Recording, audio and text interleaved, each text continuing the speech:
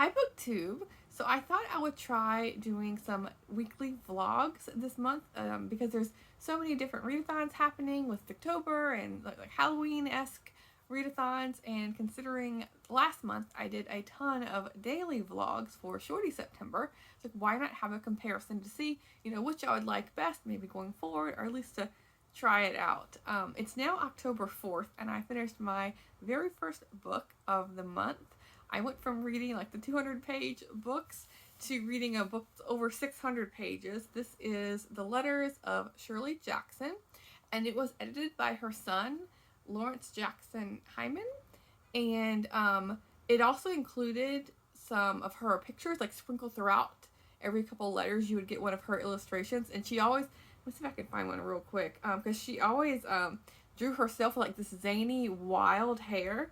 It's like sticking out everywhere, and most of the time it was most of it was related to her husband. Let me see if I can find one super duper quick. Of course, like it's not listed in the context, but let me see. I can just zoom over real quick to something to show you. Introduction here. I should have prepared this before in advance. And it also included, like, each chapter included like a picture of her. So this is in 1950. But I just found it interesting because it's almost like reading a biography of Jackson, because you're reading about her life and her family and friends. And it's like almost like more intimate biography because you're getting everything from her perspective and her words. Oh yeah, here we go. Here's one. So this one says, "Isn't it nice that moving day came during Stanley's vacation?" And he's sitting there reading a book, and you can see she's always drawing herself with this crazy hair. Yeah, he sees a lot of the time he's like sitting down reading, doesn't want to be bothered while she's up to something in a lot of her comics. But yeah, I thought that was a really nice touch. And it talks in the back of the book about how Lawrence the son went to, I think, one of the libraries and just taking a bunch of pictures to include in this collection. And so since I finished that one, I'm like on to what am I going to be reading next, because I have around 2 hours left of the day before I have to close it down and go to bed and that kind of thing. So I was just looking around because I do have another Kindle. This is the Paperwhite. I mostly use the Oasis, but I was like, why not mix it up a little bit? So I have a couple of books on here. A couple of the Victorian literature, along with a couple Shirley Jackson books, because the Letters collection I couldn't resist reading some of her books, especially in October, because she tends to have like the more gothic, spooky vibe to it. But this is not that. This is a cozy mystery. This is Mischief Nights Are Murder by Libby Klein. And this is part of the Poppy McAllister mystery. I have never read anything from the series, but I liked that it was like Halloween themed. There's pumpkins and like a little witch thing on the door, and there's some black cat and some crows. There's another cat here. You can see it better if it was in color, but I was like flipping through a couple of books, cozy mysteries that I have, and this I was reading like a page from each of them, and the introduction, the very first sentence immediately drew me in. I was like, okay, yeah, this is the one I want to read next. Sorry, I'm just flipping right to where that is. It says, "I can't promise you won't be murdered," is the very first line. So yeah, that immediately drew me in here. So I will report back once I finish this one. And as for my plans for the rest of the week, give myself like a loose TBR here.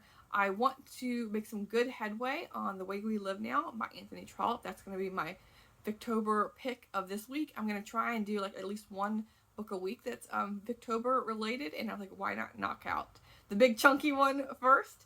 And I might mix it up, listen to some audiobook of that. I'm not sure yet. We'll see how I get on with the audiobook, because it has to have like the right kind of narrator, I feel, to really draw me in to that. And then I have a gothic fiction. This is Sea Jade by Phyllis A. Whitney. And on the back it says, in the great suspense tradition of Daphne du Maurier and Mary Stewart. And so Daphne du Maurier is another author I'm going to be reading later this month. So I was like, why not read one of Phyllis A. Whitney's. I think I mentioned a couple of times, like, I read everything by Phyllis A. Whitney, but it was back when I was like 12, 13 years old, up until I was like around high school, or sometime in high school. So it's been a very, very long time since I've read like a couple others here and there, but most part I haven't. So it would be interesting to see my perspective on this. And of course, I completely forgot everything since that time. So this is going to be basically a brand new book for me to read. And then the other one is Squirrels at My Window, Life with a Remarkable Gang of Urban Squirrels by Grace Marmer Spruch.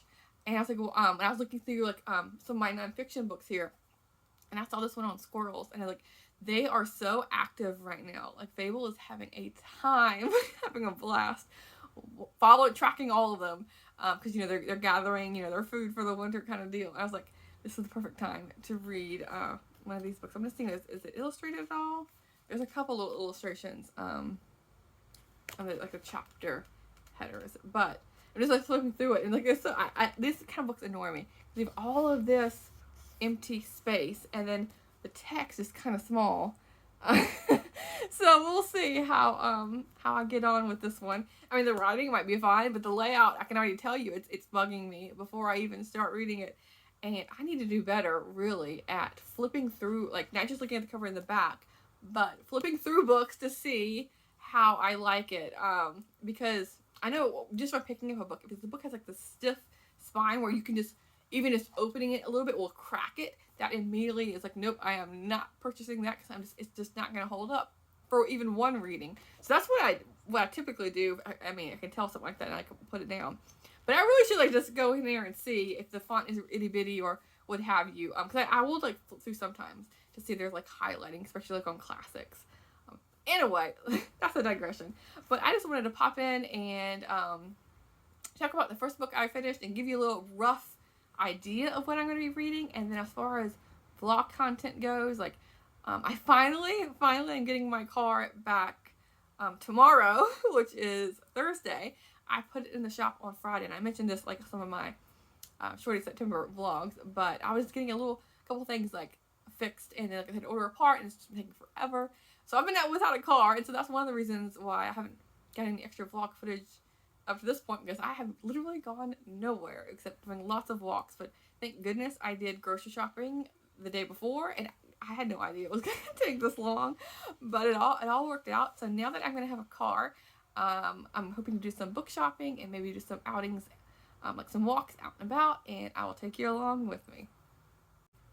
I'm back, and it's the same day, Wednesday night, and I got a notice that I had a package in the mail.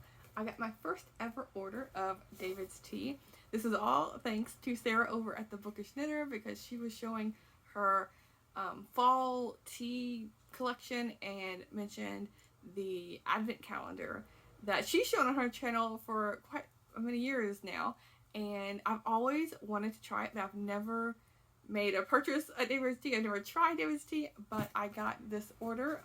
They were having a sale of buy one get one half off, so I got 2 of the Halloween boxes along with the advent calendar. That should be coming, I think, later this month. But I'm a tea drinker. I tend to drink like herbal teas. Sometimes I'll drink a black or green tea, but I just get whatever I can find at the local grocery store. And I do have several different brands. I'm not committed to any specific brand, but I've heard lots of good things about this David's Tea, so I thought I would unbox it for you. So it's all like Halloween inspired, and all I've done is open the box, but let's see what's inside. Okay, so the first thing I have is oh, it's in French too, but because I think this is based in Canada, but it's like a matcha coupon. Yeah, so it's some kind of, send us a note, I guess I can review it or whatever. But okay, so then there's these random packets in here. Yeah, they're loose leaf. And so I was thinking that a lot of these could be loose leaf, because I just stick with the tea bags. I don't even have like the little diffuser thing. I need to buy one. So like when I finally have my car tomorrow, I'm going to stop at the store and get one of those little things. Like it's like a little like mesh thing you put in your cup, so the tea leaves don't go everywhere. So I have Caribbean Crush, which is a tropical fruity tea, and cinnamon rooibos chai, which I think is one of the teas in the box here. Okay, so this is what it looks like. I have two, like I said, I ordered two of these because they were at a sale. I was like, why not? If I'm going to order this, maybe the only time ever, like, why not just go all out and just treat myself. And so it says, trick or treat, smell my tea, give me something good to steep. And then it lists all of the teas in here. I can't remember how many, yeah, okay, it says there's 36 sachets and there's 12 flavors. I have my handy dandy scissors here. Let's see. Oh, it's actually just a little bit of tape. I can just peel off with my fingers. Okay, and I like the cute little box. And so this one, it smells really good. It has like the ingredient list, and then here's like your wheel of tea. And I think these are called wheels.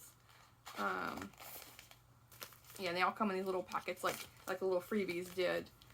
So let's see oh, and it has like a little, I don't know if this is the game or what is this? It says, okay, yeah, this is just telling you all the different flavors. So I could have a little pond and like as I tried them, move along or something. But there's chocolate chili chai, which is a black tea, orange spice, turmeric chai, and I like chais. So this is like all the more reason for me to get one, if not two boxes, because yeah, I do like that. I like the cinnamon flavor of it, and cardamom is one of my, cinnamon and cardamom, I'll go for anything that has those two flavors, I will try. Cinnamon rooibos chai, pumpkin chai, s'mores chai, vanilla cappuccino, witchy watermelon, which is, that's interesting. We'll see what that one's about. It's a fruit infusion. Okay, and there's pumpkin creme brulee, brown sugar bourbon, salted caramel oolong, and then hot chocolate. And the hot chocolate one I am highly anticipating because I kind of like hot chocolate more than I do tea. But I've never had a hot chocolate tea before. I've had like a chocolate mint tea, like a peppermint one, but not a hot chocolate one. So that sounds really good. So I have two of these boxes, and let's see what else is in here. Oh, here's another freebie one. Blood Orange Boost. Sharp, sweet, and smooth. And then I have, this came with it. They were like giving away like a sample or something. This is pomegranate. Tart and luscious superfruit. And I'm not much for like a tart tea, but I'm willing to try it. I mean, it was free, so I'm like, why not? It's a white tea. Juicy pomegranates. Okay. Again, this is what it will look like. So yeah, I'm interested in like these like loose, because I see sometimes in grocery stores they have like the loose leaf teas, and I never tried it, but maybe that'll make it more flavorful than the more like, ground up ones they put in the tea bags. And I have a little order form here. It says, let the countdown begin. Oh yeah, because I ordered that. This is to give me a notice of the advent calendar that's going to be shipped out. It's on my way on October 8th. So yeah, when I get that box, I will share that one with you. So I just thought it would be fun to share this.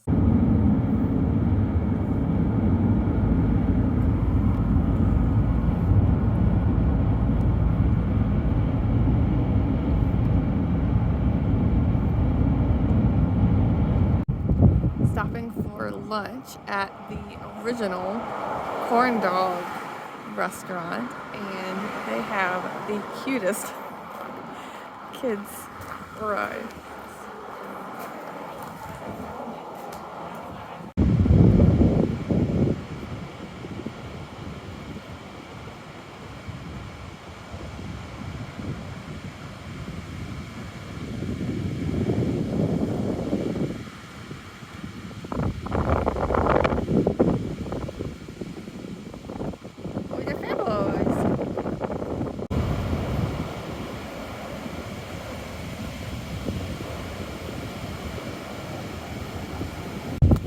It's Saturday and it's hot and sunny in Portland, and it was supposed to be hot and sunny here at the beach.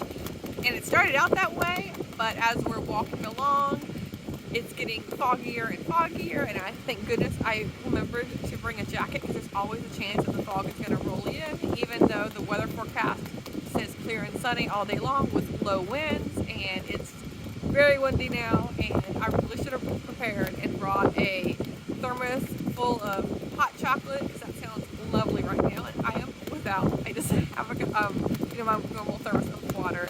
But regardless, I'm going to be sitting here and reading Sea Jade by Phyllis A. Whitney, and it's like the perfect pick because they are on the coast here, in historical Gothic fiction. Let's see, it's in London. London. That makes sense. Okay, maybe there's gonna. That doesn't make sense. Okay. Oh no, never mind. Because the back is just a blurb, but it says Sea Jade evokes the same atmosphere of a shuddering mystery, a ruined castle in the moonlight, or an old London street. Because I was like, that makes no sense. London's not all the water, but okay. So yeah, I'll dig in and let you know what I think. Wish me luck that I don't freeze as I'm sitting here. I just read the first page, and come to find out, this was the perfect pick for today, as it's a very windy day. It's not thunderstorming like this book is opening up to, but it is a gusty October wind for sure.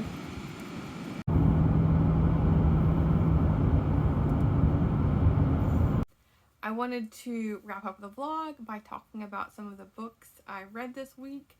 I realized as I was looking through the footage, I haven't really sat down that much and talked about books.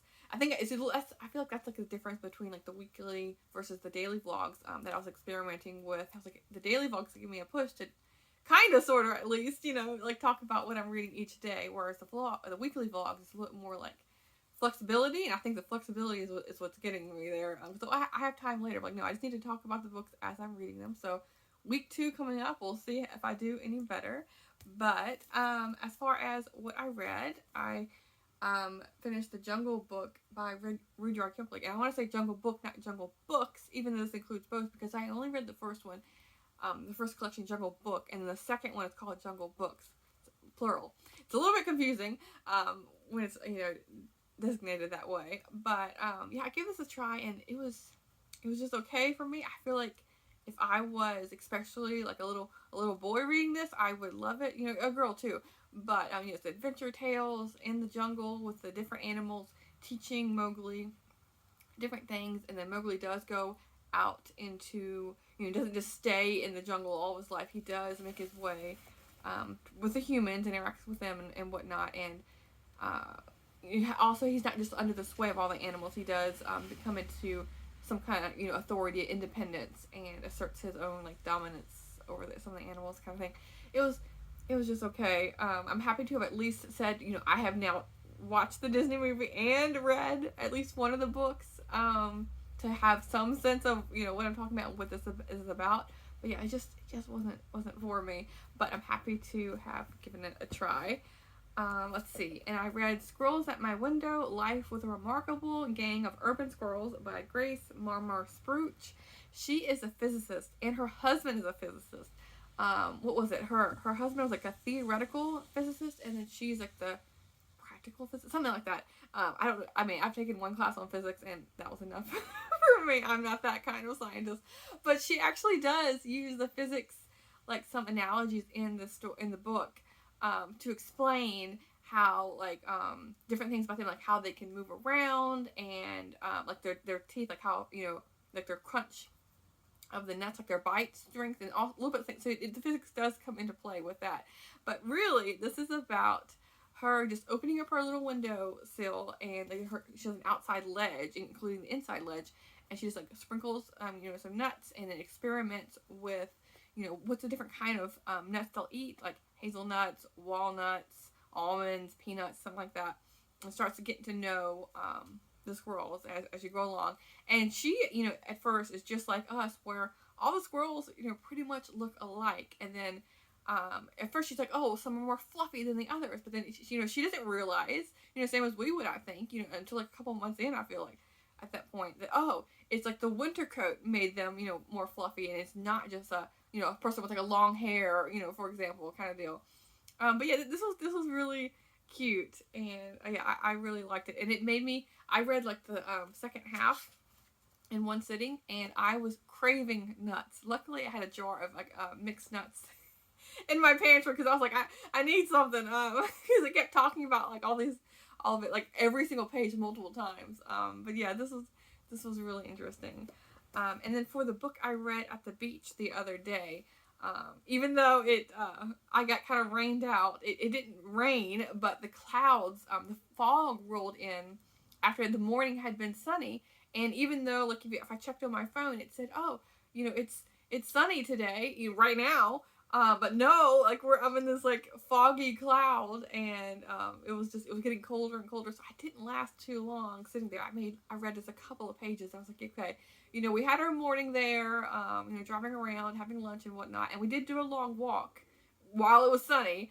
But then as we're walking back to, like, where we had, like, set up chairs and whatnot, I was like, yeah, we're not going to be able to sit here too long. But I'm happy to at least have started this book there. And this is like a moody, gothic fiction, a historical fiction set in the 1870s in New England. And it's following our main character, who is going to her family has died.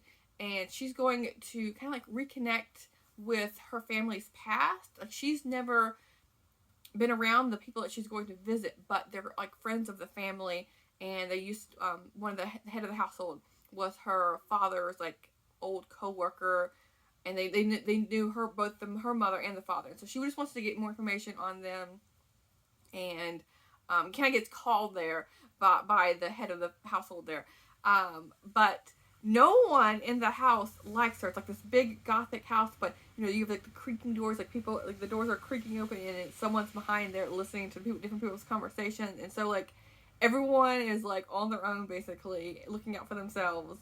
But no one seems to like her much because, like, this is an intruder and meddling in their business, and there's mysteries that are gonna come out on.